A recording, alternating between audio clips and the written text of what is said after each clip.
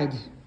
Искам да ви споделя, че преди 2 години и половина моят мъж направи херпес зостер, който му хвана цялата глава, рамото и цялото тяло до тук някъде с гнойни рани. Просто невъзможно лекуване с какви ли не медикаменти и облъчване и с лазери и какво ли не правеха дерматолозите в Пловдив. Аз съм в Пловдив със съпруга ми. Нищо не помагаше.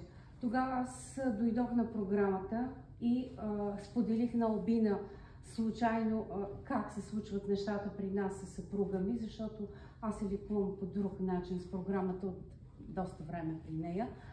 В момента, в който разбра какво се случва с неговото състояние, тя направи страхотна бутилка с медикамент или капки, не знае какво. Забърквам ги. Забърква ги.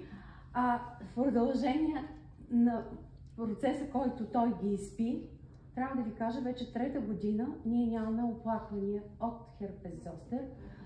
Всичко се стопи и се стопира. Дори дерматолог ходихме на втора клиника и казаха, това е невъзможно, това не може да бъде.